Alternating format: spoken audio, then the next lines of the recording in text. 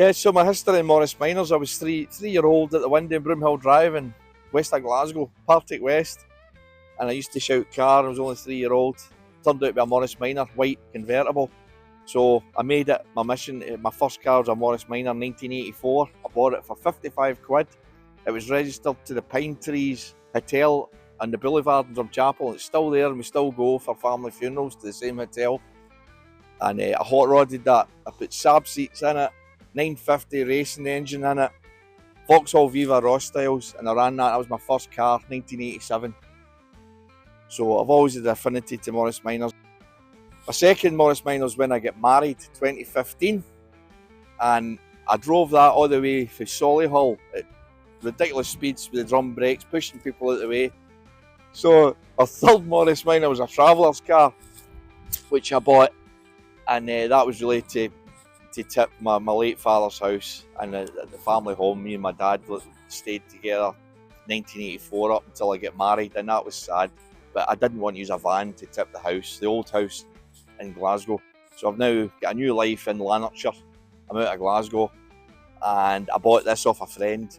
This souped up supercharged one. I've promised myself a supercharged Morris Minor all my life, and I'm retired now, so I bought this. Hi, I'm Mr. H, Classic Cars, and this is my 1962 Morris supercharged Morris Minor. My first Morris Minor, 1987, I got it all painted fancy up in a place called Milton and Dumbarton, and it was a lorry coating they put on it, and it was electric blue. I always wanted electric blue. Pageant blue is what they called it in British Leyland. And I was driving along the road, and I took away the safety thing for the bonnet because it kept hitting my head. And this is one of the problems with the bonnets, these Morris Minors, they keep hitting your head.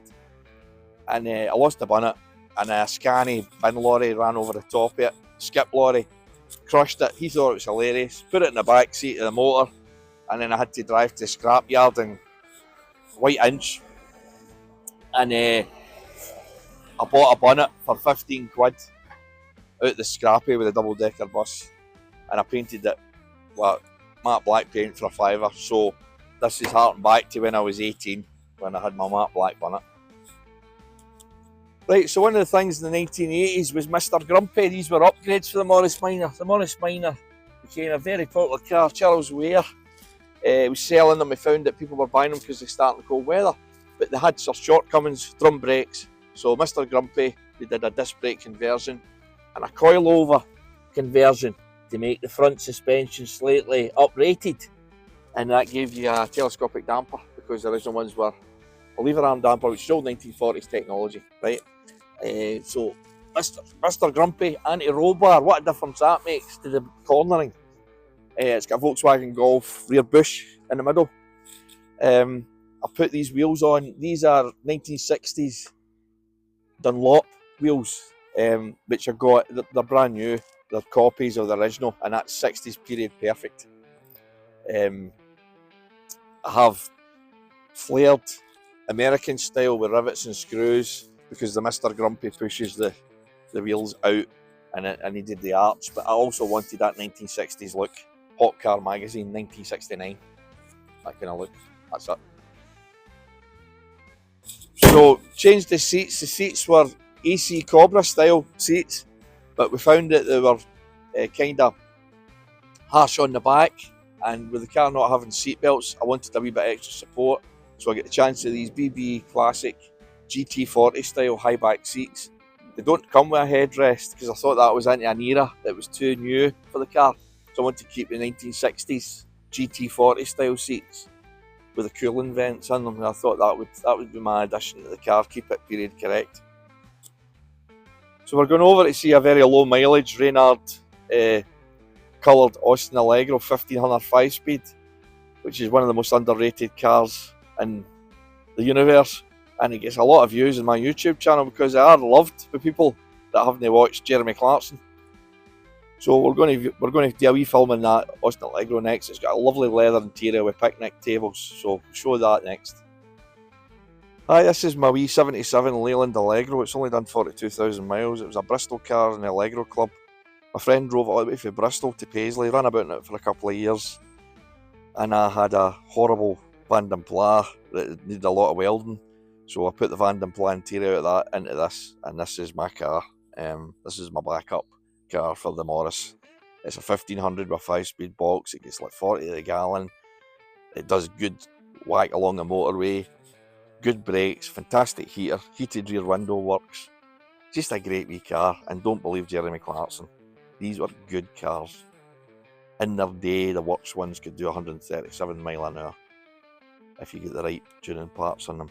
They were not slow. It's called an Allegro. The clue's in the name. Lovely to drive, comfortable to drive. 14-inch alloys off a Triumph Stag for the modern Sierra tyres on it, because 13-inch tyres are getting hard to get. Put an equipped front spoiler on it, and I've blacked the chrome, which was the fashion in the late 70s. The higher up, more expensive the car was, the more black it had instead of chrome. And this is an overhead cam engine that was used in the Maxi in 1969. Puts out something like 80 horsepower. The minis of the day were only 1300cc. And the model before it, the Morris 1100, Morris 1300 used the mini engine. But this was imported from Australia, a Wolseley design, overhead cam E-Series. The last car to have this was the 1984 MG Maestro 1600, and it won the Manx with it. And what they did was they recast it, turned the cylinder head round another way, twin 40s, and put a Volkswagen Golf gearbox on it to get 80 mile an hour in second gear. So that was the last derivation of this engine. But for 1974, overhead cam, 5-speed box, nothing in its class came anywhere near it. So, day-to-day living, we've got a lot of speed bumps here. So, this has got water suspension. You get a special pump. I've done a video on my own channel. You pump up the suspension, but you can actually adjust the height. So, we've actually pumped that up another 2 fingers from where it was, and it lets me go over the speed bumps. The water suspension works hydrogas, 400 psi. It's got a nitrogen bubble and a rubber kind of sack arrangement, which is the damping arrangement. It's a British Leyland invention, 1962. The last car I have it was 2012, I believe the MGF sports car had it. But this is a linked system. The front is linked to the rear, so it's got self-leveling in it like a Citroen, but without the pump. So you just pump it with a manual pump rather than a mechanically driven pump. Very simple. And comfort like a Rolls Royce or a Jag, you know, for such a small car and its class. There was nothing could beat it for comfort.